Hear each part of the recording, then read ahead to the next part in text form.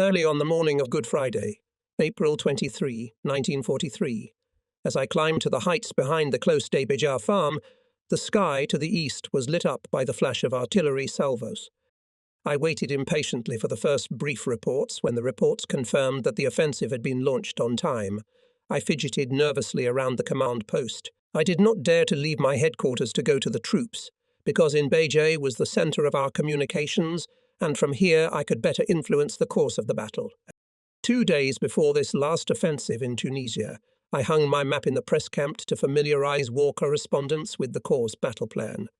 This was my first press conference, which began a long friendship with many of these hard-working members of the press. 2 years later, some of the correspondents who had attended that first press conference accompanied me to Elba to celebrate our meeting with the Russians and the end of the war.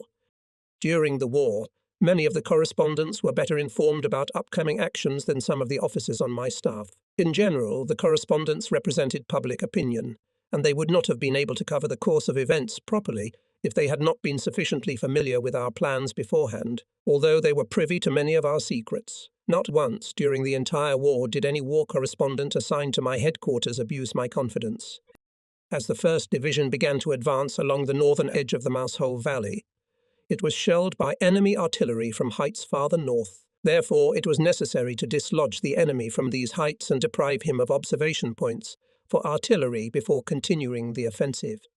From the 1st Division site, we could see a road that ran diagonally from the railroad station at Sidi Enzir through the Mers-el-kebir Valley to the remote brown heights near Chuiji. North of this road, high up into the African sky, rose a white mountain peak devoid of vegetation, which was labelled as altitude 609 on French maps. This height was surrounded by a group of smaller heights. On April 26, that is, 3 days after the beginning of the offensive, it became clear that until the enemy is not knocked out of the top of height 609, the 1st Division will not be able to move forward. From this height, the enemy was directing murderous aimed artillery fire at Allen's troops positioned on the open rocky heights below. However, in order to take Hill 609, it was necessary to first capture the positions covering it. Thus, Hill 609 became a barrier to our further advance toward Matera. By this time, Ryder's 34th Division, which had failed at Fonduk, had been moved into the 2nd Corps strip.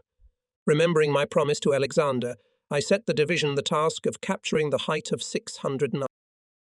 Capture this height, I said to Ryder, and you will crack the enemy's defences along our entire front. Once the height is captured, no one will ever again question the combat effectiveness of your division. Before capturing Hill 609, Ryder first needed to overwhelm the enemy at Jebel el-Hara and Hill 490, which covered the approaches to Hill 609 from the west. He devised a plan to capture these intermediate sites in one blow. Upon learning of this, I expressed apprehension, for Ryder wanted to bite off too big a piece for the first time. On the evening of April 27, a battalion of the 34th Division moved out for a night assault on the Jebel el-Hara heights. The battalion attempted, under cover of darkness, to carry out a bypass maneuver along a road that could not be scouted during the day. As dawn broke over the cold mountains, the battalion found itself in front of the same height from which it had come the night before. The battalion immediately regrouped and prepared to assault the height by daylight. I ordered the Corps Chief of Artillery, Brigadier General Charles Garth, to support the 34th Division with all the artillery of the 2nd Corps that could fire effectively on the Jebel el-Hara height. We will serenade them, Garth promised, and sweeten it with all the means at our disposal. Artillery preparations were to begin at 4 p.m. that afternoon. Shortly after 3 p.m., 30 men. The 34th Division reported the capture of the height of Jebel el-Hara. I met Garth, who was rushing in a jeep to turn back the artillery that was pulling up. Having captured both sites, the 34th Division took the initial position to assault the rocky slopes of Hill 609. By occupying Hill 609, we could accelerate Allen's advance along the Mers-el-kebir Valley and set Harman up for a breakthrough. Perhaps because the First Army's southward advance was not progressing with the speed expected, Anderson began to show signs of impatience. On the morning of April 27, he called Keane, urging to accelerate the offensive of the 2nd Corps in the direction of the passage of Chuiji. Ignore the enemy's resistance at Sidi Enzir, Anderson said. ignoring the tactical significance of Hill 609 and other surrounding heights. It's not enough just to drive the enemy back. I want you to surround and capture him before he can establish defensive lines around Bizerte. Keane, confused and angered by these instructions, which upset our plan of attack, gave Anderson a non-committal reply. "We will press on, sir. I will give your instructions to General Bradley. He is with the troops now." When I heard that, I couldn't believe Keane had gotten Anderson right. "Hey, but it's a stenographic record, General," he said. "I had a man sitting on a parallel phone." If Anderson had indeed given such an instruction, it meant that he was suggesting that we stop trying to capture the heights that were in our way, and instead move across the plains where the enemy had gunned down every possible avenue of approach. If the enemy had not already begun to withdraw from the Second Corps front, we could not but reckon with his positions on the heights, without risking a run on the guns if we rushed headlong into the valley. Meanwhile, Dixon had detected no signs of enemy retreat in front of the corps front. On the contrary, there were reports of the arrival of German reinforcements. For by our advance we threatened to break through the enemy's positions which Arnim had established on the heights covering the plains of Tunis. Later that day I met with Anderson at Terry Allen's command post. I outlined to him our plan of attack, showing him on the ground how Allen's division had been shelled by the enemy from Hill 609 to the north. I re-emphasized the necessity of capturing the heights in advance if we wanted free access to the valley. "And all of this depends on the capture of Hill 609, I told him. "It is very important to capture this height before we start the attack on Chuigi. If we don't, Terry will be in a hell of a mess trying to make his way to Chuigi." Allen backed me up. Artillery fire from Hill 609 and neighbouring heights rained down on the crests of the mountains already occupied by Allen's troops, showering them with shell fragments and rocks. No more than a platoon was left of Terry's many infantry companies. Anderson squinted at the map thoughtfully as he followed my explanation of the Second Corps' plan of action. When I finished, he nodded in agreement. I did not remind Anderson of the instruction he had given me through Keane, and he himself did not bring it up again. Seldom had the enemy so stubbornly defended a position as the Germans who had encamped on Hill 609. They knew that if this bastion fell, they would have no choice but to retreat eastward and open the road to Meta, on the flank of the front in front of Tunis. After a day of fierce fighting on the steep slopes of the heights, the 34th Division reached the Arab village below the cliff on the southern slope of Hill 609. Above, on a ledge, selected German infantrymen had entrenched themselves in crevices. From there they were pouring machine gun fire on Ryder's troops. When Ryder reported to me about the possibility of bypassing the height from the rear, I decided to give him a company of tanks to provide direct artillery support. He looked at me with some surprise, but readily accepted the help. The terrain was certainly not suitable for tank action, and no tactician would ever recommend storming the rock with Shermans. Their 75mm guns, however, were exactly what Ryder needed to dislodge the enemy from fortified positions. On the morning of April 29, 17 tanks with Ryder's infantry moving closely behind them began attacking Hill 609 from the flank and rear. They advanced under machine gun and mortar fire until they found enemy strongholds. Soon the echo of gunshots echoed through the neighbourhood. It was the tanks that began to pound the enemy positions. Later, a prisoner from the Barentine Regiment, which was defending Height 609, stated, "We could have repelled your infantry attacks for another week, but we did not expect to see tanks. Basically, you had no right to use them. We were told that the terrain was impassable for tanks, and as a result we did not fortify properly." The successful attack of Hill 609 freed the 34th Division from the notoriety acquired at Fonduc. In September 1943, Ryder sailed with the division from Tunisia to Italy. During the 2-year heavy campaign in the mountains, the 34th Division spent a total of 605 days at the front. In total, it lost about 20,000 men in World War II. That is almost 1.5 times its regular strength. When the enemy artillery fire from Height 609 ceased to disturb the 1st Division, it went on the offensive along the northern ridge of heights, freeing the valley mousetrap. Now the enemy, bypassed by our capture of this position, could no longer postpone his retreat eastward to the heights near Chuiga. Here Arnim hoped to linger on the last defensive line covering the broad plain that led to the Tunis docks. Thus, while Anderson stormed the enemy positions from the front, the Second Corps led a diversionary offensive, advancing faster than we had hoped, bypassing the enemy on the right flank. Meanwhile, simultaneously with Terry Allen's advance, Harman's equally determined motorized infantry was advancing along the ridge of the Mousehole Valley Heights and across the road to Chuiji to the south. The promising route to Mather of which Eisenhower had spoken was now open. Garman was pulling up tanks in preparation for a breakthrough. To the north in the Sejanan River Valley, where Manton Eddy's offensive was developing at the same pace as the Mousehole Valley offensive, the 9th Division was pushing its way through the bush, making its way toward Bizerte. On Easter Sunday, I travelled to the Sejanan Valley for a meeting with Eddy. His command post was in a tent tucked away in a deep trench not far from Long Tom's artillery positions. Every time the battery opened fire, the top of the tent would shake with shells flying over our heads. Despite my many reassurances, Manton was still worried about his exposed right flank. I later found out that a visit from time to time from one of the Corps staff officers was required to reassure him. For a while he agreed with my arguments about the low probability of an enemy attack. But after a few days the doubts arose again and Eddy asked to send someone from Corps headquarters. This concern, however, did not slow Eddy's advance or interfere with his amazing successes. Leaving his regiment to block the enemy positions at Jeffna, Eddy bypassed these positions on the left and entrenched himself north of them in the rear. By May 2, his artillery had secured control of the enemy's only escape route from these positions. The Germans had no choice but to either continue fighting at this line and starve to death or to withdraw from it without further resistance. The enemy elected the latter and withdrew before Eddy's infantry could block his retreat. Eddy's forces in the north consisted not only of the 9th Division, but also of the so-called French African Corps, a detachment formed from French political émigrés and Berber tribesmen, along a ridge of heights on the Mediterranean coast, where dense forests of cork trees mixed with bushes formed an almost impenetrable jungle. The French Corps cut a road with special cleavers in the direction of Bizerte.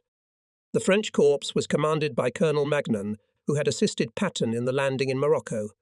General Noguet had imprisoned him for aiding the Allies, but he was released after Darlan defected to Eisenhower's side. His unit consisted of 3 poorly armed battalions of infantry, a battalion of Marines, and a battalion of Algerian riflemen. Among his soldiers were Spanish Republicans who had taken refuge in France and Frenchmen who had fled Vichy France. I was told that one company was commanded by a Spanish admiral and another by a Jewish doctor. On other parts of the Allied front, Alexander's great Tunisian offensive had slowed and the troops were now advancing at a snail's pace. Montgomery's 8th Army was stuck in the mountains near Anfideville, and on Anderson's front, troops were halted in front of strong enemy fortifications. Finding himself in a predicament, Anderson scoured the front looking for reinforcements to reinforce his 1st Army and break through the enemy front. First of all, he called me to the 2nd Corps. He asked me to allocate a reinforced regiment from some division and attach it to the 1st Army. At this time, the 2nd Corps was engaged in heavy fighting both at Hill 609 and at Jeffna. I could not remove the regiment from the front without seriously jeopardizing the success of our offensive. Any diversion of forces could have disrupted Garman's subsequent breakthrough to Mater. In addition to these tactical considerations, I felt that Anderson's request was contrary to the agreement between us that American troops would fight under American command. By his request, he essentially nullified that agreement and proposed to revert to the old practice of using American troops piecemeal under British command. I decided not to commit a regiment, even if Ike's intervention had been required, for if we ever returned to that practice, no one could say how it would end.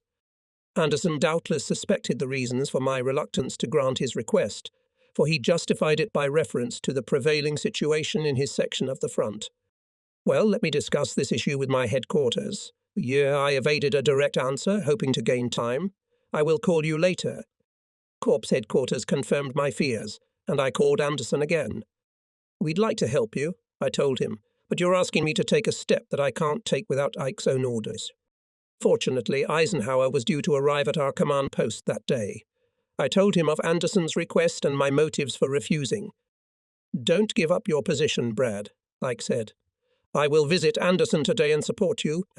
The question of allocation of the regiment Anderson did not come up again, because April 30, Alexander concluded that Montgomery was wasting his forces on heavily mined heights north of Anfideville, where the 8th Army failed to break through the enemy defences. At this time, there were still a number of British officers assigned earlier as advisors to the 2nd Corps headquarters and its divisions.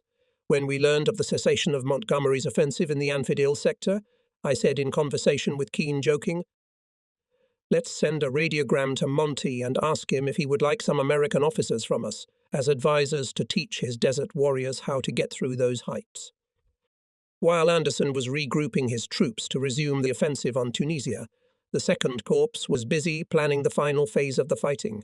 With the loss of Hill 609 and the positions at Jeffna, the enemy south of them suddenly found himself in a dangerous position. He had no choice but to retreat eastward to the next ridge of heights stretching north from Chiwiga to the mountain range east of Matera. This position was part of the mountain belt that covered Tunisia from the west. If the 2nd Corps had succeeded in breaking between the heights at Chiwigi or Matera, it could have crushed the flank of the enemy army concentrated on the line between the front of Anderson's 1st Army and Tunis.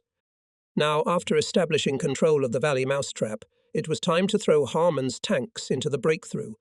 He was to advance along the El Tin River and reach Meta, where a whole network of highways led to the rear of the enemy. As soon as Garman overcomes the Valley Mousetrap, the 1st and 34th Divisions were to turn east, pass in the rear of Garman's tanks and advance towards the Chiwigi Ridge, to capture the Chiwigi Pass, through which runs a road directly to Tububa, only 25 kilometers from Tunis. I outlined the 34th Division, although in doing so its route overlapped with that of the 1st Division, since Ryder was on Terry Allen's left flank. The 1st Division, however, had not only been exhausted during the fighting for the heights, but by then it had suffered comparatively heavier losses than the other divisions. To simplify its task at the close of the campaign, I assigned the 1st Division a sector north of the Chiwiga Pass on the left flank of the 34th Division. It was to bind the enemy in the section between this important pass and Meta. On May 2, I gave orders to Ernie Garman to begin the offensive and break into Mata.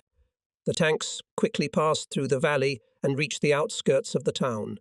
But when Garman's tanks approached the bridge over the river that girdles Meta, the enemy blew it up. While Garman's sappers were putting up the pontoon bridge, the enemy brought up heavy artillery and German airplanes appeared in the air.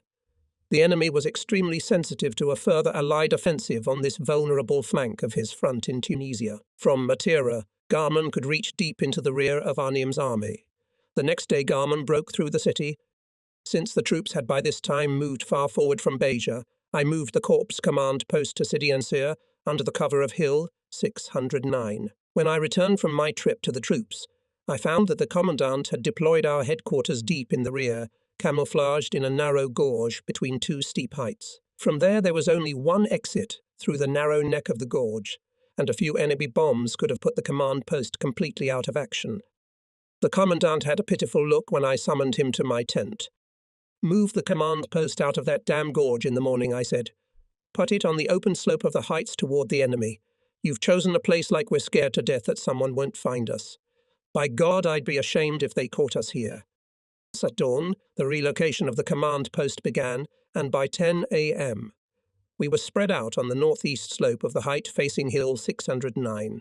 Eisenhower arrived at noon to have breakfast with us. He looked around approvingly at the area where our command post was openly positioned, as if challenging enemy aircraft. "Ed Brad," he patted me on the shoulder, "I'm extremely glad you're set up in the open. I once visited Fremdol's command post at Tebessa and found that he had hidden his command post in the deepest ravine imaginable." Keane looked at me and smiled. I made a stone face and remained silent.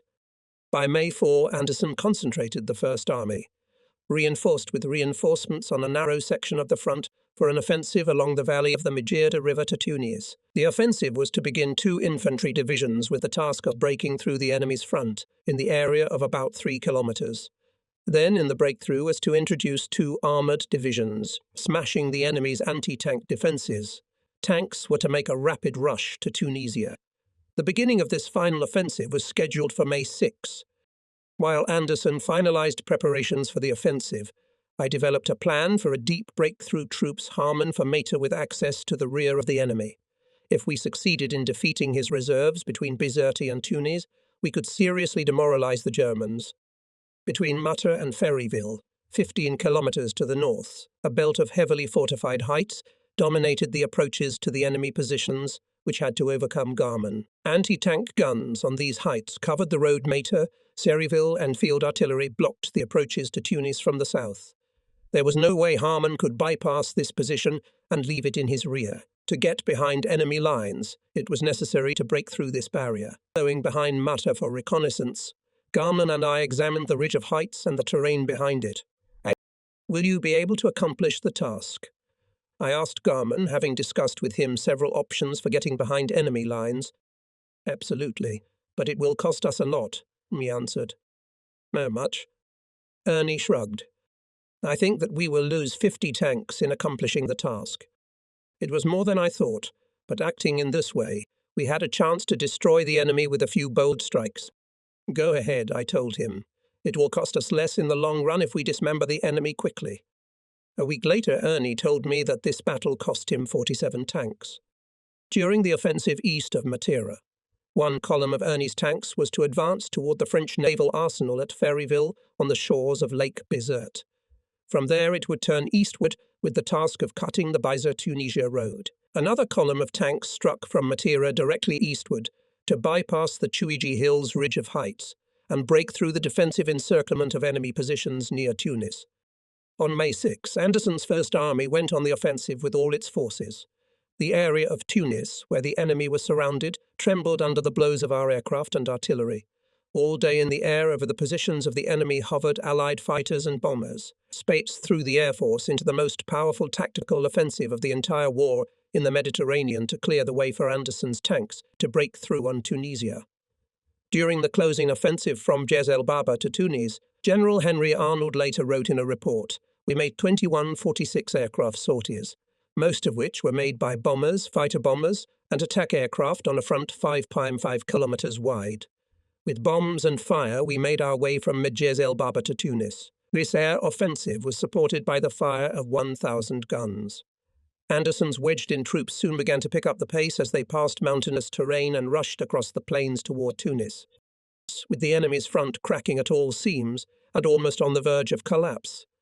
I was extremely anxious to speed up the 9th Division's advance in the Sejanan River Valley and reach the port of Bizerte before the enemy could destroy it. I called Eddie's command post, located in a forest thicket. Manton, our buddy's starting to fall apart. Pull up the rear and move on Bizerte. But we're already advancing fast, he explained. Besides, there's still a lot of them on our front. No, to hell with them, I said. Intelligence reports that the enemy is retreating all along the front. Hey, but the road to Bizerte is littered with mines. Omar. No jeep can drive on it until the bomb squad clears it. Oh, then get off the trucks and get on foot, but damn it, you got to be in Bizerte. Manton may have been shocked by my rudeness. Although I pressed him, I understood his caution. From division headquarters, it was difficult to judge how close the defeat of the enemy was. But at Corps headquarters, the signs of enemy defeat were quite obvious. The Germans could not hold out for long. If the signs of enemy collapse were not so obvious on Eddie's front, they were clear, perhaps too clear, to Terry Allen. Despite orders to hold his defences on the high ground north of Chiliga, the rumble of guns on other parts of the front encouraged him to go on the offensive. On May 6, the 1st Division had already approached the foothills of the Chuiji Hills. The enemy struck back with unexpected force, and on May 7 Terry retreated with heavy losses, punished for his AWOL actions. Such action by Terry was in no way justified, for his offensive had no prospect of success. Had he succeeded in breaking through the first ridge of heights, a second ridge of heights would have blocked his further path. A commander advances, I reminded him, to seize an objective, not to waste his forces in order to occupy unnecessary terrain. Allen's troops were opposed by a select regiment of the Barentine, the same regiment that had held so long at Hill 609. It consisted mainly of volunteers from the parachute school in Witsok and the gliding school in Poznan. In morale, training and perseverance, this unit surpassed any other unit of the Nazi troops on our front. The regiment bore the name of its first commander, Colonel Barentin. In Tunisia, the regiment fought under the command of the legendary Major Bayer, a huge, clumsy man whose abilities we willy-nilly had to recognize. Bayer took part in a parachute landing in Crete, where he broke his leg during the landing. The damaged leg, however, did not prevent him from traveling in the mountains throughout the Tunisia campaign. It was on the heights of the Chuiji Hills that the enemy resorted to one of the few treacherous ploys during the Tunisian War. A German platoon, outflanked by units of the 34th Division during the fighting for the Chouiji Pass, marched toward our troops, raising a white flag as if about to surrender. After coming close enough to our position, the Germans lay down and opened fire at point-blank range on our astonished soldiers. For the next 24 hours, almost no Germans were captured on the 34th Division front. When Anderson's tanks cleared the way to Tunis, the 34th Division broke through the Chouiji Pass on May 7, coming out on the flank of the First Army. By capturing Chouiji, the Second Corps had accomplished the task set before it by Alexander at the beginning of the campaign in northern Tunisia. Only now, according to the original plan, we were to join the British in the battle for Bizerte. That battle, however, had already been won. As if spurred on by my order to take Bizerte, Eddy sent his fighter anti-tank self-propelled artillery along the road north of Lake Garetashkel. At 3 p.m. on May 7, the division radiated to division headquarters. The road to Bizerte is open. We ask permission to continue the movement. By 3 p.m. 30 min. Self-propelled units were on the road again, and in half an hour the lead half-tracked vehicles were rattling along the stone sidewalks of Bizerte. Only 20 minutes before we reached Bizerte, Anderson's tankers in the black berets of the 11th Derbyshire Hussars Regiment entered the outskirts of Tunis. Thus, at an interval of a few minutes, the Axis forces lost the last two cities in North Africa, in the section between Bizerte and Tunis, which forms the ledge along which runs the highway connecting these two port cities. All enemy rear units were completely isolated and cut off. Although the ports of Sicily are only 160 kilometers from the coast of Tunisia, the enemy did not want to repeat Dunkirk in order to evacuate at least part of the forces of their defeated armies in North Africa. The Germans needed the support of shipboard artillery of the Italian Navy, but the Italian fleet prudently anchored in Spezia and Taranto, where he hid from the British almost the entire war.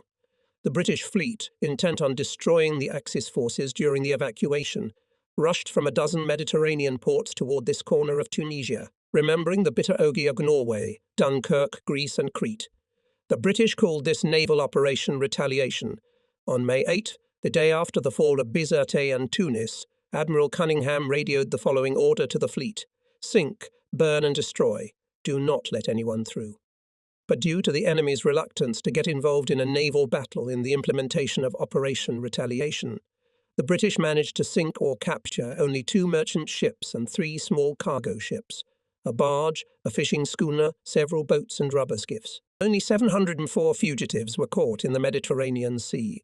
The remaining 250,000 preferred a quieter life in prisoner-of-war camps.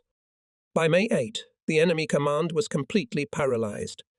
Harman's tanks disrupted enemy communications on the coast, dismembering, disorganizing and encircling enemy troops. To the south, British troops achieved the same result. Overnight, the well-trained 250,000-strong army of the Axis countries turned into a disorderly mob. Stunned by the surprise of defeat, the Nazi forces seem to have lost the ability to offer further resistance. Some commentators later attributed this collapse to the German soldiers' inability to take initiative in unforeseen circumstances. But these critics pass over the disastrous consequences of our tank breakthroughs into the enemy rear. No Allied army could withstand such a paralyzing blow, for demoralized troops will not continue a hopeless fight if they can surrender. On the morning of May 9, I awoke early. While on the slope of the heights near Sidi and Sia, I watched the sun rise from behind the distant heights of the Chouiji Hills on the other side of the valley. As the sun's rays crossed the Mousehole Valley, so the pink shadows on the white slopes of elevation 609 disappeared. In the cramped, blackout-adapted tent of the operations department, the duty officer was sorting through the night's telegrams. On the tracing paper that covered the large-scale map, blue lines marked the advance of Harman's troops, which, like veins, penetrated deep into the enemy's defences. Tunis and Bizerte were circled in thick blue circles, indicating that these 2 enemy objectives had already been captured. Shortly after 11 a.m. Garman called at Corps headquarters. He was excited, and his voice, carried over a multi-kilometre line of wires, rattled in the earpiece of the field telephone that connected me with Garman's command post at Ferryville. A couple of guns showed up here with a white flag. They want to negotiate a surrender. What do I tell them? Or do you want to come and take care of the matter yourself? I got to stay here, Ernie. I said, I don't know what else might happen. Just tell them we're not making any conditions. We only agree to unconditional surrender. This gang won't give you any more trouble, he replied. They've been beaten up pretty badly. They are even asking for a truce to come to their senses because they have lost all communication. I have already stopped my tanks and ordered them to cease fire. Good. I'll tell the other divisions to stop advancing. There's no point in taking casualties when you can avoid it. I'm going to send one of our officers with them to see that our instructions are carried out. What if I send Maurice Rose? Rose, then a colonel, was Harman's fine young chief of staff. Fine, Ernie, I said, but have Rose see to it that they don't destroy the armament. They've got to lay down their weapons and put the vehicles together. Tell them if we see them destroying war material, the truce is over. We'll beat the crap out of them. In the morning at 11:00 Sir T. Mein Mat, Major General Fritz Krausius, the impassive commander of the artillery of the African Corps, listened in silence to Harman's instructions. 20 minutes later an agreement was reached to surrender on the 2nd Corps section of the front. Thus, at noon on May 9, 182 days after the invasion of North Africa and 518 days after the attack on Pearl Harbor, the U.S. Army achieved the first unconditional surrender of Axis forces. At 3 p.m. That same day, Krausius was joined at Garman's headquarters by a group of his fellow senior officers. They arrived in huge Mercedes-Benz staff cars loaded with belongings in new uniforms, as if they wanted to emphasize their dignity, despite the defeat. "You'd think the bastards had come to a wedding," were the words Harman used to announce their arrival. Ernie, in his sweaty olive-coloured uniform, pointedly ignored them. When he sat down to lunch, his adjutant tossed the German generals a bag of K-Russians. We were not going to deal with the usual intricacies of a civilized surrender, for the war itself was not civil. On the afternoon of May 9, the headquarters of the 2nd Corps moved its command post from Sidiencia to the yard of a farm by a broken road west of Matera. North of the road, where the sandy plain stretches toward Mount Jebel Ashkel, our sappers prepared a camp surrounded by barbed wire for the Germans. On the south side of the road, a smaller section was fenced off for their allies, the Italians. We assumed that there would be 12,000, 14,000 prisoners of war. By nightfall, however, both camps were overflowing with German wounded. German sappers were brought in, and under the supervision of their non-commissioned officers, they expanded the camp. We doubled, and soon tripled, the size of the original POW camp site. For the next 2 days, as far as the eye could see, a strange procession of prisoners of war stretched along the road from Matera, as if they had gathered for a festive picnic. The Germans said confidently that their defeat was only a respite. Germany had bought time to amass new forces. The Italians were pleased that they would not have to fight any more wars and rejoiced at the free trip to the United States. Some of the prisoners of war were transported in American trucks. A military policeman with a rifle sat on top of the cab of each vehicle.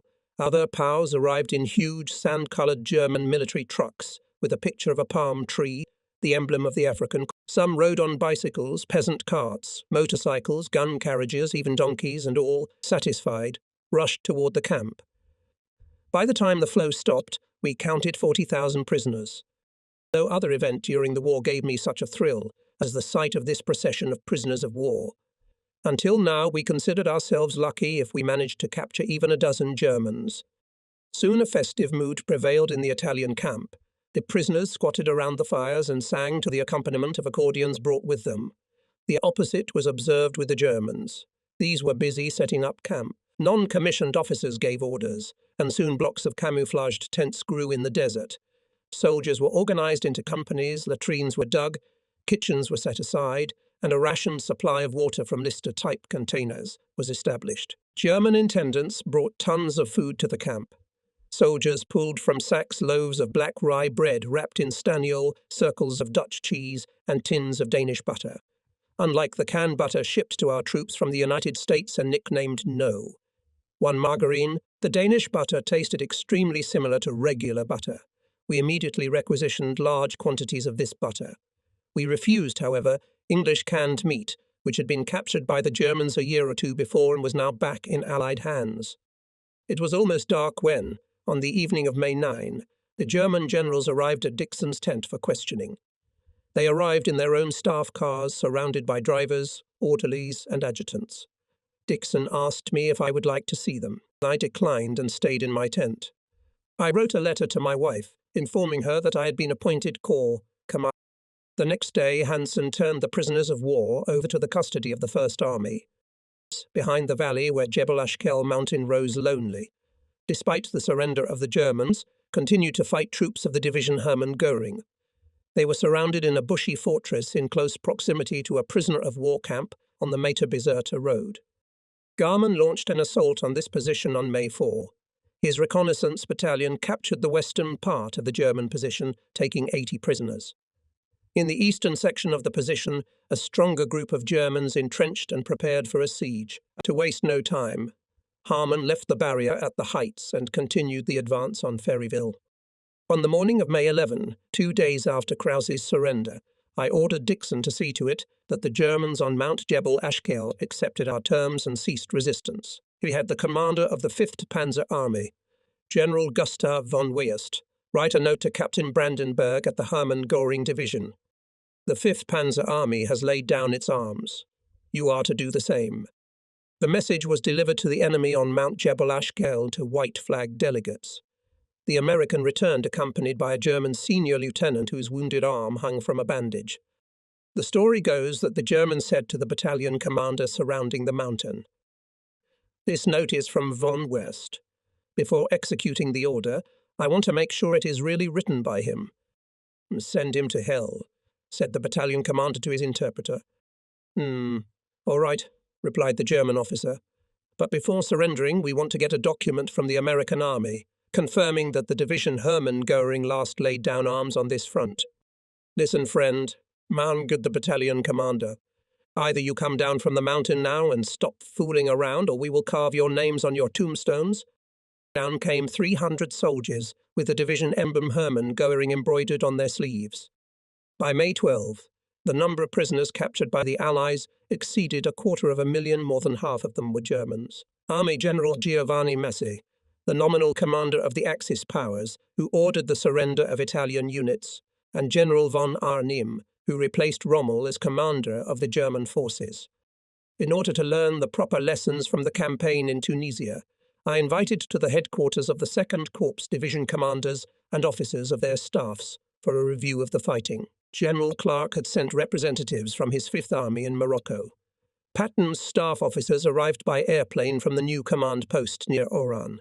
In the shade of the orchard where our tents stood, we displayed a huge map of northern Tunisia and arranged chairs around it for 50 men. Like the instructor at Fort Benning, I gave a corps-wide overview of the progress of the fighting. A week before the offensive began, Eisenhower advised me to be more strict with division commanders. In conclusion, he said, let me give you one piece of advice. You must be tough. You must be demanding to your subordinate officers, and they in turn demanding to their subordinates. The time has passed when we could not demand satisfactory results from the troops after making good plans, thorough preparation and making sure that the task at hand can be accomplished. However, for a corps commander with 4 divisions, being demanding is not enough. The corps commander must know his division commanders, deeply understand the tasks facing them, reckon with their opinions, and tolerate their shortcomings. It takes rare qualities to be an impeccable division commander.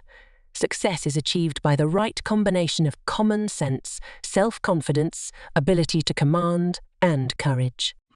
Among division commanders in the Tunisia campaign, no one led troops better than Terry Allen, whose actions could not be predicted. He upheld the honour of the soldiers of the 1st Division, and they in turn upheld his honour. But, concerned about his division, Allen was prone to downplay the role of other divisions, demanding privileges for his division that we could not grant without prejudice to other divisions. Ryder, commander of the 34th Division, confirmed in battle his reputation as a skillful tactician. Lacking the impetuosity of Terry Allen, he tied his fate closely to the division. His weakness, however, was that he was too tolerant of officers' shortcomings. Rather than remove failing officers, he preferred to overlook their shortcomings and thereby did harm to both the division and himself.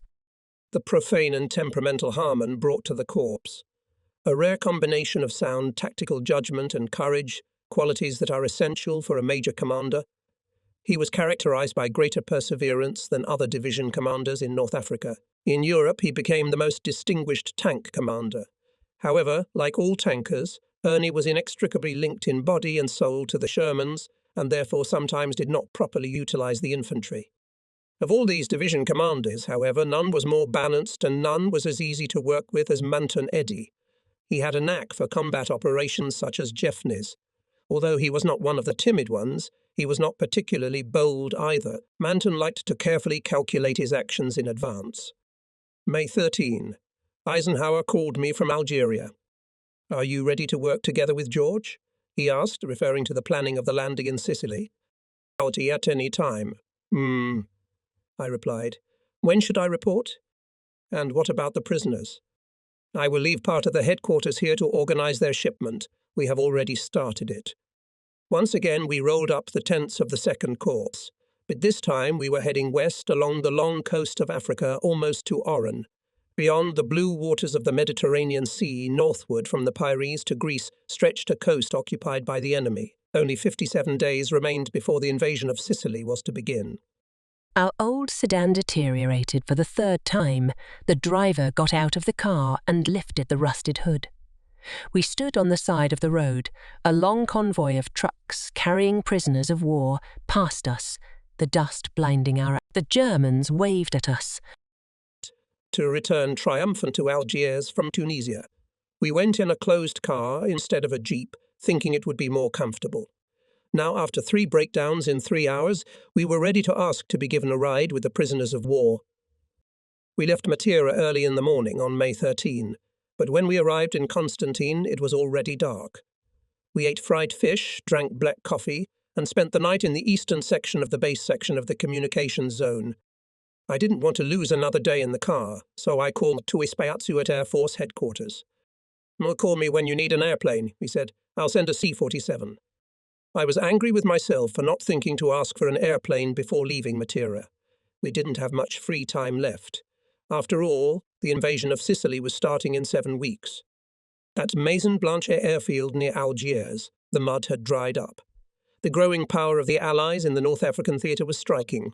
Hundreds of twin fuselage P-38s replaced the obsolete P-40s that Eisenhower had used during Operation Torch. The feverish atmosphere that prevailed in Algeria in February, replaced by a calm, businesslike atmosphere, characteristic of all higher headquarters. Meanwhile, the service troops that had already arrived necessitated the sending of new service troops until the palm-shaded boulevards of Algiers began to swarm with American soldiers. The abundance of troops on the home front amazed and frustrated me. We had just come from the front, where infantry companies had only 20 to 30% of their full-time staff. Ike had tried to reduce the size of the headquarters, but in spite of his efforts, the Allied forces' headquarters had grown in size, as is usually the case with every headquarters. In our army, in which we go to great expense of tanks, trucks, guns, and ammunition to save lives, huge service echelons are quite inevitable. I often grumbled that the supply services were using too many men, but my irritation disappeared when I saw what marvelous successes were being achieved by the home front organs. Unlike the enemy, who had been too frugal with his supplies and equipment, I could use them freely if the end justified the means. Although Eisenhower's office at St. George's was still sending replies to congratulatory telegrams on the victory in Tunisia, Eisenhower himself was hard at work planning Operation Husky, the conventional name for the invasion of Sicily. 4 months ago, the landing was scheduled for July 10, with the expectation that Tunisia will be cleared of Nazi troops by April 30. "When will your headquarters arrive?" Ike asked me before familiarizing me with the invasion plan. "The command post leaves tomorrow. However, the first group has already arrived at Patton's headquarters to find and clean up the facilities." "Do you have any difficulties with the prisoners?" he asked. "None," I replied, "but our soldiers were outraged to learn that we were sending prisoners to the United States." And the Germans. "Still insolent. They wish they could stay here. They are afraid that their own submarines will sink transports of prisoners of war on their way to the United States." Ike went to the wall and pulled back the curtain covering the map of Sicily. "Just yesterday, the Joint Chiefs of Staff approved our new plan. Operation Husky," he said. "All of our forces will be concentrated against the southeastern part of the island." I nodded my head and looked at the map. Sicily lies in the Mediterranean Sea, between the tip of Tunisia and the toe of the Italian boot, forming a natural bridge across the sea. Only 150 kilometres separated the westernmost part of the Sicilian coast from Cape Bon. Sicily could be used to carry our offensive from Africa across the Mediterranean to southern Europe. However, even if Allied strategy did not include ground forces in Italy, Sicily could have been the forward unsinkable aircraft carrier for the air offensive. Operation Husky not only deprived the enemy of an air base for strikes in the Mediterranean, but we ourselves could use the island for aerial bombardment of the Italian mainland. General Marshall did not want to agree with the opportunistic strategy of the British in the Mediterranean, because the invasion of Sicily would inevitably entail the transfer of hostilities in Italy. Geographically, such action would have been a natural continuation of the invasion of Sicily, since the island is separated from Reggio di Calabria on the Italian mainland by the narrow Strait of Messina, only 3 kilometres wide. On January 19, 1943, in Casablanca, the Joint Chiefs of Staff decided to invade Sicily in the summer of 1943. General Marshall had to agree. Although he considered an invasion across the Channel more important, he realized that because of limited resources, the invasion of France should be postponed for another year. On the other hand, if the Allied armies in the Mediterranean were inactive in the summer of 1943, we would have failed to fulfill one of our main strategic objectives: to shackle German forces that might otherwise be thrown onto the Eastern Front against the Soviet Union. After the defeat at Stalingrad last winter, the German High Command was concentrating reserves for a powerful summer offensive. Russia was to be kept out of the war at all costs, so the Allies needed to shackle as many enemy divisions as possible with their summer offensive. General Marshall agreed to the landing in Sicily only as an unavoidable campaign to draw off German forces. However, he continued to oppose further expansion of the war in the Mediterranean, as the British insisted. He feared that the invasion of France would be thwarted even in 1944, if we used up Allied resources in a secondary campaign in the Mediterranean. Time and again he emphasized that only by invading across the Channel would we be able to achieve a decisive victory in Europe. Is Sicily, he asked at Casablanca, only a means to an end or the end itself? In approving the invasion of Sicily, General Marshall agreed with the 3 compelling arguments put forward to justify the campaign. 1, to keep Russia in the war by restraining the enemy's forces. 2, to improve Allied supply lines by shortening the sea route to the Middle East. And 3, to maintain the offensive momentum of the Allied armies. General Marshall never believed that the Allies could win the war merely by aiding Russia by diverting some German divisions. The death blow, he insisted, must be delivered across the English Channel. On January 22, 1943, the Joint Chiefs of Staff set the date for the invasion of Sicily. The invasion was to begin on one of July's moonlit nights. At that time, the Allies could take advantage of the moonlight for the airborne landing and the darkness after it set for the sea landing. Later, in an effort to prevent the transfer of German reinforcements to Sicily after the defeat of Arnim's armies in Tunisia, the Joint Chiefs of Staff insisted that Eisenhower moved the date of the invasion of Sicily 1 month earlier and began the operation in June. This was nearly impossible, as Eisenhower not only needed additional landing assets at that time, but he needed a month to prepare the ports of embarkation. It was not until April 10, when the Nazi forces had already retreated into northern Tunisia, that Eisenhower finally managed to convince the Joint Chiefs of Staff to schedule the invasion for July. Patton then requested that the 2nd Corps be involved in the invasion. If the date of the landing had been set for June, as the Joint Chiefs of Staff had suggested, then the 6th Corps would have gone with Patton to Sicily. I would apparently have to command the 2nd Corps during the landing at Salerno, and once in Italy, I could easily have missed the opportunity to participate in Operation Overlord. As planning for the invasion of Sicily began, Clark transferred his amphibious assets to Morocco to support Operation Husky. Clark's amphibious assets were on standby after Operation Torch to prevent the Germans from invading North Africa through the Strait of Gibraltar. If Spain was to be used as a bridge for the Nazi advance into North Africa, then Clark was to strike the Iberian Peninsula by landing a naval landing in Spain. By the spring of 1943, however, Germany was too exhausted by the defeats on the Russian front the previous winter to think about action in Spain. To develop an operation to invade Sicily, like assigned a planning group from Allied headquarters. This group was named Part No, 141 after the room number in the St. George Hotel where it first met. On May 15, Part No. 141 was incorporated into the headquarters of Alexander's Army Group. At the same time, Alexander's 18th Army Group was reorganized as the 15th Army Group. The new group number was obtained by adding the numbers of Montgomery's 8th Army and Patton's 7th Army.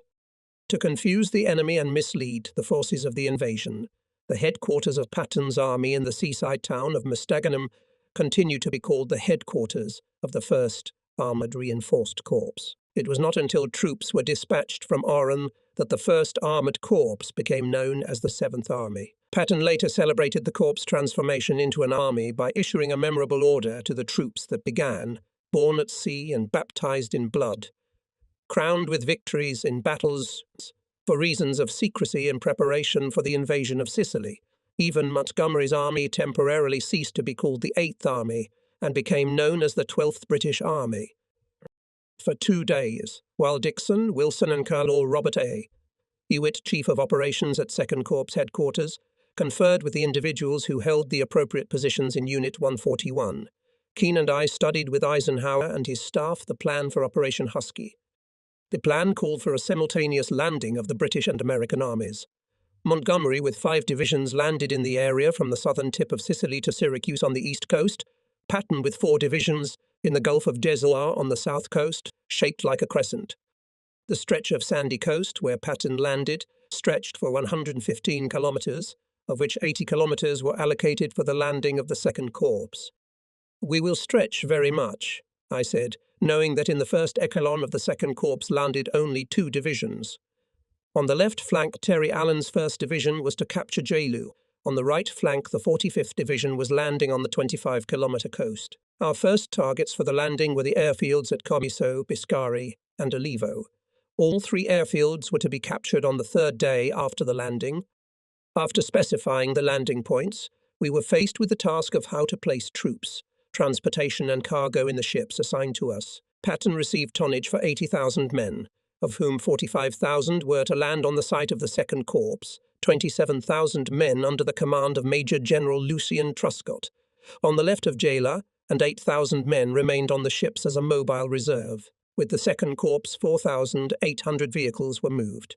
In the composition of both divisions of the 1st Echelon of the Corps landed 125 tanks. However, we believe that the 1st Division will not meet great difficulty in loading, as it has accumulated extensive experience during the landing in North Africa, and the 45th Division was sent from the United States already taking into account the requirements of tactical loading. Tactical loading of units differs from loading whole units or loading for transportation as part of a convoy. In tactical loading of units, personnel, vehicles, and armament are placed on the ship in the order in which they will be unloaded on the enemy shore in the event of immediate engagement. Of the 3 existing methods of loading troops, this is the most uneconomical from the standpoint of utilizing the ship's cargo capacity. When loading whole units, the personnel of the unit and all its equipment are carried on the ship, but the capacity of the ship is better utilized, as there is no need to place the vehicles necessarily in the order in which they will be unloaded. When loading troops for convoys, emphasis is placed on the most economical use of the ship's cargo capacity. After 2 days of staff meetings in Algiers, I was in a hurry to turn my headquarters around and get to work. To avoid wasting time travelling, I wanted to place the Corps command post close to Patton's headquarters. Patton had moved the headquarters of his 1st Armoured Corps from Rabat in remote Morocco to the cool seaside town of Mostaganem, 65 kilometers east of the port of embarkation at Oran. I flew from Algiers to an airfield near Mostaganem. There Patton's big black Packard was waiting for me to take me to the town where George's well-appointed command post was located. There I found the advance party of our Corps headquarters, still searching for a site for the new command post. This group finally settled on a modest seaside resort nestled among the dunes east of Mostaganem, but 7th Army headquarters had forbidden occupancy. "What should we do?" I asked the commandant of headquarters. "Let's try to find Inri Lizana," replied the colonel. "It is 50 kilometers further south on the edge of the desert." I appealed to Patton to cancel the order of his headquarters. The heat was already becoming unbearable, and it was only May. But George refused to do so. "Look, Brad," he said, "if you open shop on the beach, one fine night the Krauts will land, slit your throats and take our plans with them." Although this was unlikely, the possibility was not excluded. I ordered my staff to prepare premises in Reilisen and to bring communications there. On May 20, the remainder of the 2nd Corps headquarters arrived at Reilisen. By that time, hundreds of Arabs were intensively scrubbing and cleaning the town. The French colony hid behind window shutters, while we watered the streets with water, burned garbage, poured oil into the neighbouring ponds with standing water, installed water purification equipment. 2 schools, which housed our offices, were surrounded by a barbed wire fence. To make life more comfortable during our stay here, a local banker sent me a desk and chair for my office. The French offered us the use of their beautiful concrete swimming pool for the summer. On May 20, Allied headquarters celebrated the victory in North Africa by organising a parade in Tunis, to which Eisenhower invited Patton and me. We left Mustagan in an B-25 bomber, flew over the Medjugorje Valley and the plain, and finally arrived in Tunis. During the flight, I saw to the north the height of 609, majestic and unchanged. The war had come and gone in Tunisia, but the terrain was still the same. Among the British Empire units, 1 battalion of the 34th Division marched through the streets representing the American Army in the parade. Although only symbolic representation was sufficient to participate in the parade, the French ostentatiously displayed a large number of colonial troops. For the placid Arabs and grounded Italians who populated cosmopolitan Tunisia, the parade of French units marked the end of an era of French impotence. To the 120,000 jubilant French, out of Tunisia's 340,000 population, the parade of French units signalled the rebirth of a fighting France. Patton, however, did not like the spectacle because Eisenhower did not invite us to the podium where the Allied commanders were receiving the parade. A waste of time, Patton grumbled on his return to Mostaganem. While the Allied troops in Tunisia were on a ceremonial march, Allen's exuberant 1st Infantry Division celebrated the Tunisian victory in its own way. All along the road from Tunis to Arzew, the division left behind looted liquor stores and infuriated mayors. However, it was only in Oran, that is, in the town that the division had liberated during Operation Torch, that it became truly enraged. The riots began when supply soldiers, long stationed in Oran, denied access to their clubs and other establishments to troops returning from the front. Infuriated by this discrimination, the 1st Division moved entirely into the city to liberate it a second time.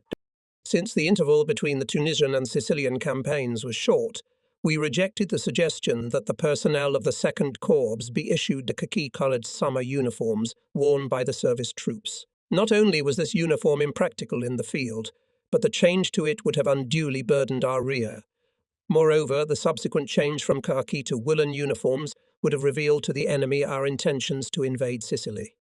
Thus, in Oran, soldiers from the Tunisian front could be unmistakably recognized by their woolen uniforms. As long as gangs of 1st Division soldiers were chasing khaki-clad service soldiers through the streets of Oran, only sweat-wicking woolen uniforms guaranteed safety on the streets of the city. When the rioting went too far, the headquarters of the commander of the troops in the Mediterranean theatre gave me strict instructions to order Allen to withdraw his troops from the city immediately. While the riots were partly due to our failure to prepare rest for soldiers returning from the front, they were also indicative of the deplorable state of discipline in the division. Allen's soldiers began to boast of their indiscipline, disregarding the statutory requirements binding on all units without exception. We all obey the established rules. I once remarked to Terry Allen, regardless of the armbands. I'm afraid Allen missed my warning. Neither Terry Allen nor Brigadier General Theodore Roosevelt, the division's deputy commander, despite their undeniable qualities as good commanders, could ensure proper discipline in the troops. Both viewed discipline as an undesirable lever relied upon by less capable commanders devoid of bright individual traits. Terry's established reputation in the army as a rebel had long ago disproved the dogma that without discipline there is no soldier. And since he himself did not obey that rule, he did not see fit to apply it to his soldiers. If he had a deputy zealous supporter of discipline, Terry might have had to say goodbye forever to his manner of commanding the division. Roosevelt, however, was too much like Terry Allen. A bold, cocky man of small stature, Roosevelt appeared to the troops with cane in hand.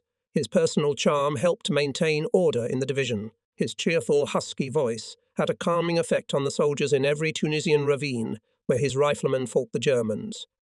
One night we stood with Roosevelt watching a column of the 1st Division moving slowly down the road with its headlights dimmed. Teddy turned to me in the dark and said, "Brad, I'll bet I've talked to every soldier in the division. Let's see if they recognize my voice or not. Listen up." He shouted hoarsely into the darkness, addressing a passing truck. "Hey, who's coming?" "See Company C 18th Infantry Regiment, General Roosevelt," replied a friendly voice. To cheer up his tired soldiers in the mountains of Tunisia, Roosevelt liked to remind them of the pleasures that awaited them on their return to Oran. "As soon as we're done with the Boche," he said in his gruff voice, "we'll go back to Oran and beat up every military policeman in town." This was one of the few mottos that the 1st Division carried out faithfully. The riots in Oran pointed to the need to strengthen discipline in the division, but they also demonstrated how careless we were in organising rest for soldiers returning from the front. If we had quickly sent the division to a rest camp by the sea where it could gradually regain its strength, we might have avoided this riot in Oran. Instead, we placed the 1st Division in a dismal tent camp where we resumed tedious field exercises. The 9th Division was in an even worse position. We took it by truck from Tunisia directly to Magenta, a dusty, fly-infested, sun-scorched town 80 kilometres south of Sidi Bel Abbes, where the French Foreign Legion had its headquarters. There, the division breathed almost the sand of the Sahara. The Ranger Division solved the cantonment problem with characteristic ingenuity. The lead unit prepared a parking lot for the battalion at Nemes in French Morocco by setting up a temporary camp on the beach. Extra food and a carload of beer were brought into the camp. The beer was obtained from a merchant in exchange for souvenirs. For several days, the soldiers of the battalion celebrated, rampaged, and bathed in the Mediterranean Sea. After this rest, the battalion returned to camp, eager to begin combat training. Behind the spirals of barbed wire, under the protection of which our planners worked in the classrooms of the girls' school, Dixon and Hewitt hung on the classroom blackboards maps marked top secret and for persons admitted to the plan of operation. And the gallery in the open courtyard, we constructed a relief model of Sicily. The model was made in Fort Belvoir and delivered under guard by airplane. Meanwhile, the astonished little town of Relizan soon adjusted to our troops. The word Speedy, the symbol of the 2nd Corps, was painted on all the large buildings of the town. Even the poor provincial hotel that housed the Corps mess hall was renamed the Speedy Hotel. "What's Speedy?" the French often asked. When we explained, they were even more confused. In Relizan, as in other North African cities where American troops were stationed, Arab boot cleaners soon brought disorder to the city's economic life. Generous tips from American soldiers raised the fee for boot cleaning from 1 to 15 francs. At an exchange rate of 50 francs to $1, an enterprising boot cleaner could earn more in a day than his parents earned in a month of hard labor in the countryside. Such profits soon led to a black market in the shoe polish trade. One jar became worth $1. A few of the more enterprising boot cleaners eventually became monopolists, buying up the entire stock of brown-coloured cobbler's cream. To avoid messing with the daily hassle of planning, Patton appointed Major General Geoffrey Keyes as his deputy. Subsequently, Patton gave Case much of the responsibility for the detailed planning of the invasion of Sicily. George took it upon himself to settle only the major questions, so we had to deal with Case in planning. In early June, our plan began to take final form. The 2nd Corps was becoming the main body of Patton's 7th Army.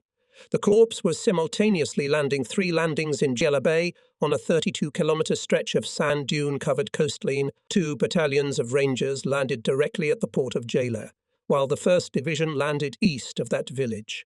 It was to advance through the hilly terrain deep into the island, to capture the airfield at Alivo by dawn the day after the landing. In 10 kilometres to the south landed 2 regiments of untrained 45th Division, with the task to get through to the end of the 3rd day after the landing to the airfield near Biscari. On the right flank of the corps landed the 3rd Regiment of the 45th Division, which by dawn of the 3rd day after the landing was to reach the heights and capture the airfield at Comiso. This regiment was making contact with Montgomery's troops in the vicinity of the hill town of Ragusa. Having captured these key airfields, the 2nd Corps was to advance 30 kilometres into the southeastern part of Sicily and reach the important road that connected this part of the island with the centre of communications of Sicily, Caltanissetta. This town was the hub from which the roads diverged all over the island. In view of the mountainous terrain, it was clear to us from the beginning that the actions in Sicily will be reduced to a struggle for roads.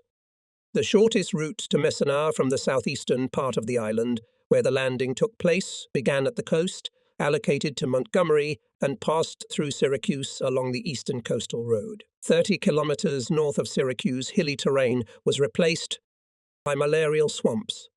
Here, near the port city of Catania, was a huge and vulnerable enemy airfield, de Gerbini, surrounded by 12 smaller airfields. Behind Catania, on the way to Messina, rises Mount Etna. The road in this place runs along a narrow strip between the volcano and the sea. Another coastal road to Messina runs along the picturesque northern coast of Sicily.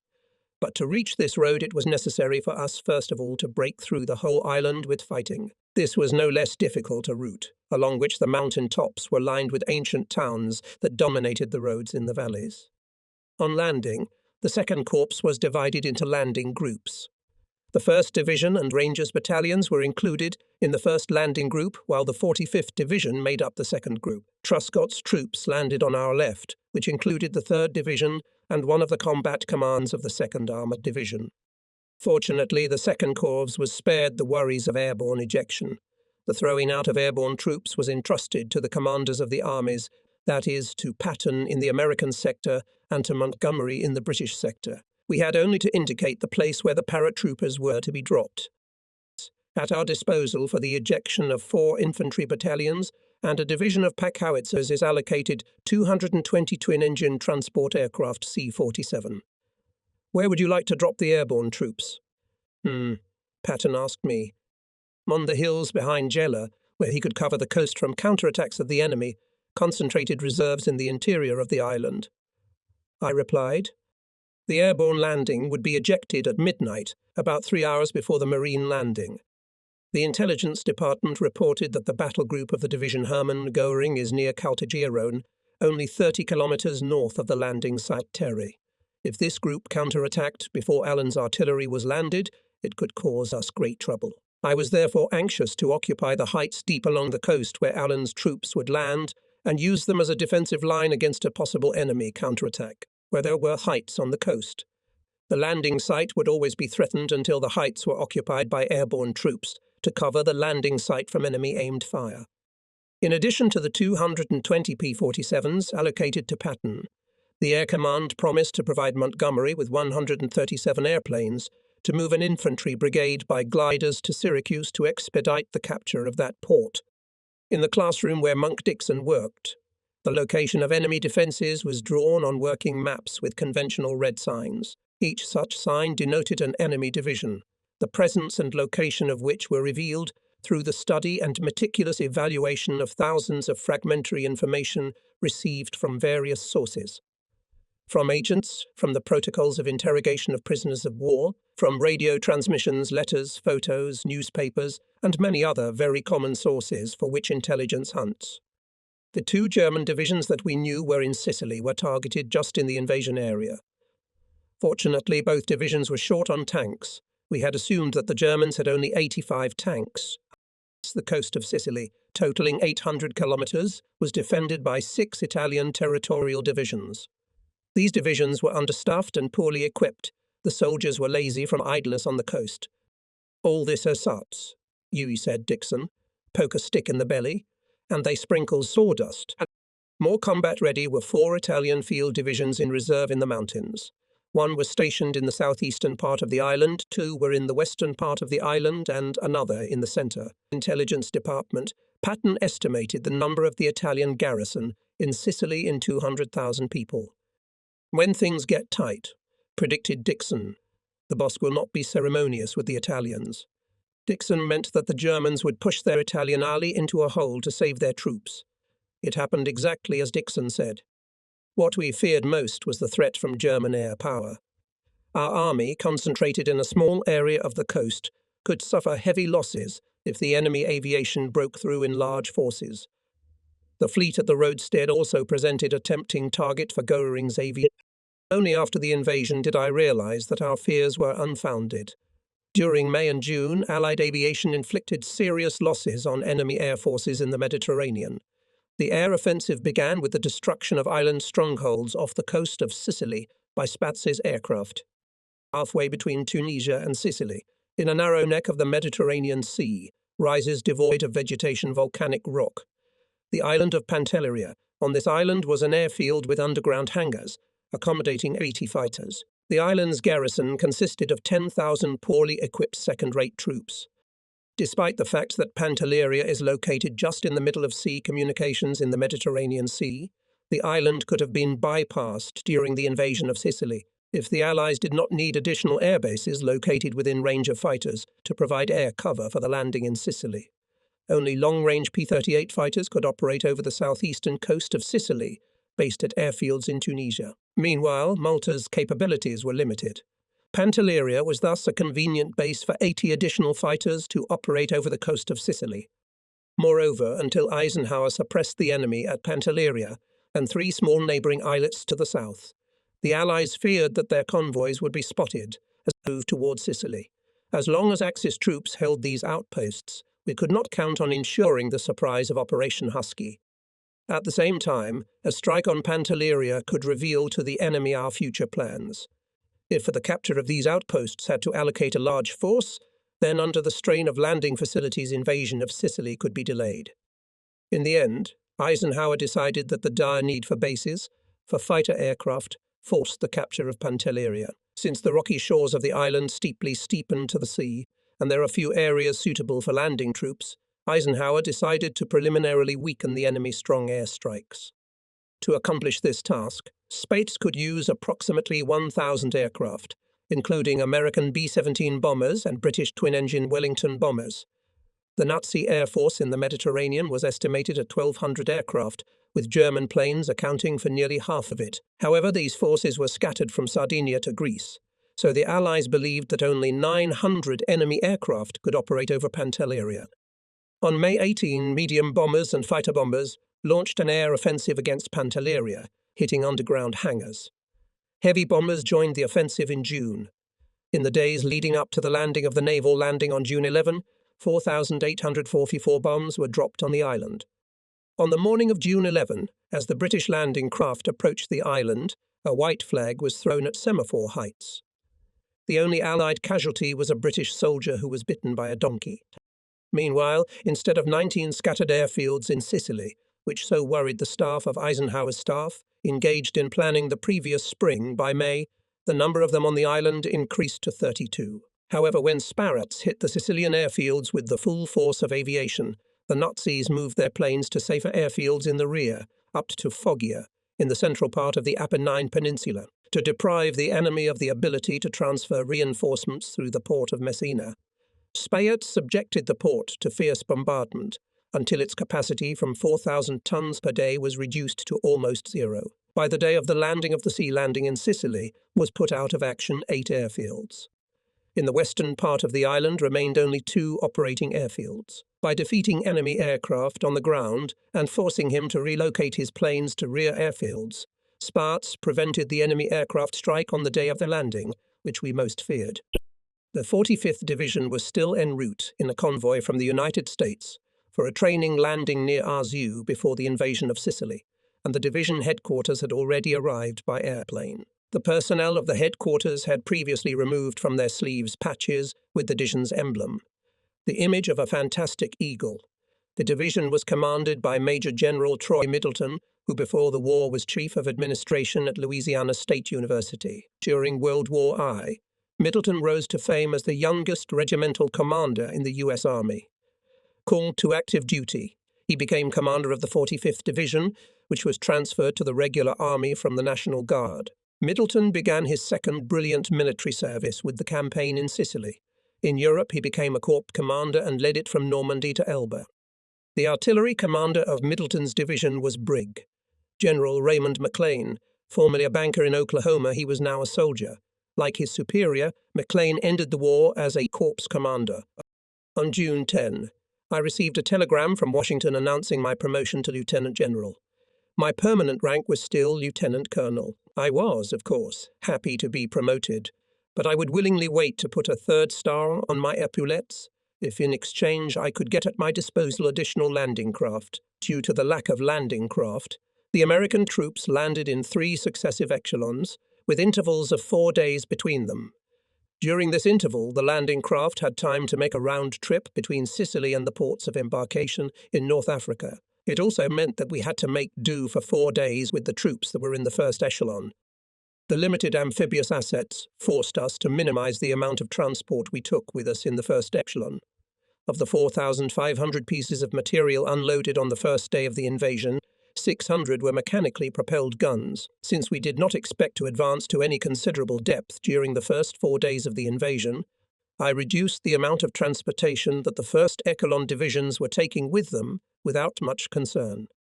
When we asked Air Force Headquarters to tell us how many transports they needed to allocate to the first echelon, Air Support Command requested space for 660 vehicles. Hewitt and Wilson were stunned. "You must reduce your request," I said to the colonel, the aviation representative. "You are asking for almost as much as we're giving to the first echelon division." "But we want to move bulldozers and heavy trucks, General," he replied. "We'll need them to repair the airfields." "I know that, but we have to capture those airfields first, and we'll need vehicles to get to them. If you require our assistance before your assets arrive with the second echelon, let me know and I will place some of our sappers at your disposal." The colonel, however, refused to reduce his request. "6 M60 vehicles, sir, is our minimum requirement. We can't reduce it," he objected. "Aye," I replied, losing patience. "You will land with your 660 trucks in the first echelon. Clear the coast from the enemy and we will arrive with the next echelon. It's either you or the infantry. There aren't enough landing craft for both."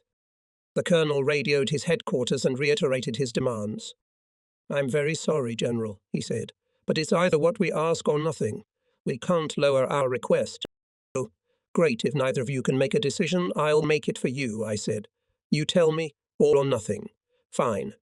Go back to your headquarters and report that there are no landing facilities for you. We'll land without air power." The next day Patton called me from Mostaganem. "Brad," he said, "I've got air representatives here.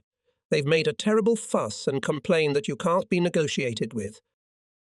I'm not going to talk to them like this, George, if they don't come down from the heights of the sky and make a business-like deal with us." I explained the matter to Patton. "Now I know what you object to," he said. "Do with them as you please. I'll support you." Air Force Command eventually filed a complaint with Algiers, but no one pressured me. A week later, the colonel appeared to me again, this time more reserved and accommodating. "No. Can you give us space for 234 vehicles?" he asked. "No, certainly," I replied, "and if you require sappers before your units arrive, let me know. We will try to fully satisfy you." The distribution of landing craft among the ground troops was no less difficult. Hewitt and Wilson haggled and quarrelled until late into the night in meetings with the officers of the special part of headquarters. The artillerymen demanded that the guns be brought to the coast, even at the expense of the engineers. Sappers in turn insisted on the allocation of landing resources at the expense of anti-aircraft artillery, and anti-aircraft gunners asked to transfer more anti-aircraft assets, cutting the requests of the quartermaster serviceman, and so it went on for weeks. Each demanded more tonnage for himself, claiming that if his request was reduced, the invasion could end in failure. The variety of units landed in Sicily further complicated our problems. The combat schedule of the troops of the Second Corps included 151 units, ranging from infantry regiments to well-drilling sapper units, batteries of barrage balloons, military police companies to convoy prisoners, additional medical and surgical teams, grave registration companies, and coastal party battalions. The number of amphibious assets for the first echelon was to be calculated so that any contingencies could be handled during the landing. The second echelon was to reinforce the first echelon with troops and armament and replenish supplies. The third echelon was intended to reinforce the first 2 echelons, as well as to deliver additional supplies of fuel for tanks and ammunition for artillery. While the quartermaster service was busy determining the amount of supplies needed and stockpiling them, Terry Allen's 1st Division, by old habit, supplied itself by brigandage. Allen had learned to act in this way in Tunisia, where he had, by all sorts of tricks, always provided himself with additional supplies when needed. This time Allen sent an adjutant to Eisenhower's headquarters in Algeria to trick him into obtaining scarce supplies from the depots there. When I heard about this, I went to see Terry Allen. He looked like a kid caught with a jam jar in his hand. Piracy was ingrained in the flesh and blood of the 1st Division. No amount of orders could apparently change its habits. To train the troops in conjunction with the Navy, we held a practical landing exercise for both our divisions on the North African coast. Patton, a group of generals, and myself assembled before dawn on June 23 near Ars-U to test the training landing of Middleton's 45th Division. The convoy, under escort of destroyers providing anti-submarine protection, had come directly from the United States and stopped at the roadstead. Through the sound of the surf we could hear the creaking of the davit blocks. It was the ships launching landing craft. Then we heard the muffled sound of engines as the landing craft came together before heading for shore. However, when the first echelon reached the shore, we learned that a navigational error had caused 2 of the 3 regiments to land several kilometers away from their intended sites. "My God," I said to Keane, "what will happen if they repeat that mistake in Sicily?" Keane muttered something to himself. The 45th Division bivouacked to clean up for a week before loading on ships again. The 1st Division also conducted a training landing in the Ars-U area. Patton and I, along with Generals Marshall and Eisenhower, supervised the landing of the troops. As soon as the first echelon made it ashore, Patton headed toward it. There he stood before a squad of terrified infantrymen. "Where the hell did you put your bayonets?" he yelled at the soldiers. The soldiers stood helplessly before him, while Patton showered them with profanity. Eisenhower heard all this and froze in embarrassment. Major General Harold Bull, a member of Eisenhower's staff, nodded toward General Marshall and whispered to me, "George is losing his chances for promotion. His intemperance will ruin him." George joined us a few minutes later, already oblivious to the incident. Such outbursts of anger were characteristic of him. "When you scold them, they remember it better," he said of the soldiers. During the landing of Allen's division, there was again a navigational error. This time the landing was made almost a kilometre away from the intended site. The sailors excused themselves, citing the fact that the British searchlights blinded them. They assured us that on the actual landing the searchlights would be destroyed. When the last meeting with Eisenhower in Algiers was over, I hurried to Relizon to roll up the Corps command post. On the flagship Ancona of the task force carrying the 45th Division, I had with me only a few of the staff officers I most needed. The rest of the staff was on 5-tank landing ships. The place of gathering of the officers, we outlined an old castle 5 kilometers from the coast in the area of the location of the 45th Division. To our misfortune, when the first units of the headquarters arrived there, in the castle were still Germans. To disguise the unexpected transfer of the Corps headquarters from Relizon, the intelligence department suggested that I, in the presence of the maintenance staff of the building where we were stationed, told of our plans to relocate the headquarters closer to the coast to avoid the summer siroccos that would soon be blowing from the Sahara. Within 24 hours, the whole town knew about it. Due to the concentration of landing craft in the ports of North Africa and the ongoing exercises of our troops, it became impossible to further conceal from enemy spies preparations for the landing in the Mediterranean Sea. We could hope to keep secret only the following 4 essential elements of our invasion plan. 1. The object, 2. The date, 3. The number and composition of troops, and 4. The tactical methods we intended to employ. In order to confuse both enemy agents and chatty officers at our own headquarters, we drew up a false plan for the invasion of Sardinia. Such an operation seemed quite probable. At Casablanca, prior to the final approval of Operation Husky, the possibility of invading Sardinia and Corsica was seriously considered. If at a later stage the decision was made to invade Italy, then Casablanca believed Sardinia and Corsica would be convenient locations for the organization of fighter air bases. Both islands were protected by a small contingent of Italian troops, and the capture of them, apparently, would not present serious difficulties for the Allies. However, as long as Sicily remained in enemy hands, fascist aircraft would continue to attack our ships in the narrow part of the Mediterranean Sea on the way to the Middle East. Consequently, the capture of Sicily not only reduced the danger to Allied shipping, but it was assumed that strikes in this direction would bring closer the surrender of Italy. For these reasons, it was decided to organize an invasion of Sicily. When the Corps headquarters left Relizon and stationed on tank landing ships in Bizerte, I went to Oran, where I spent 6 restless days in an empty house located on a steep bank. We managed to obtain from the quartermaster battalions unloading convoys arriving from the United States several cases of coke, one of the few items I had been missing since leaving the United States. The planning was done, the decision was made, Operation Husky was already being put into action. There was nothing left to do but worry and wait. On a sunny 4th of July day, we left our cliff-top villa and took one last look down at the busy Oran waterfront. Ships crowded at the breakwaters and wharves. The 45th Division was being loaded. Warships swayed quietly in the roadstead. We travelled light with duffel bags, in which were squeezed soaked with a special compound oiled woolen capes in case of chemical attack. Top-secret maps were carried in sealed aluminum containers. I stocked up on a change of underwear, several cases of rations, and 2 20-litre canisters of water. All of this was stowed in a reconnaissance vehicle loaded on the deck of the Ancona. After disembarking, we discovered that some of the ship's crew had stolen the canned food. For what purpose this had been done, I could not understand in any way. I would gladly have given up all my rations for one Navy dinner. Ancon was anchored at Mers-el-Kebir, a French naval base 8 kilometres west of Oran.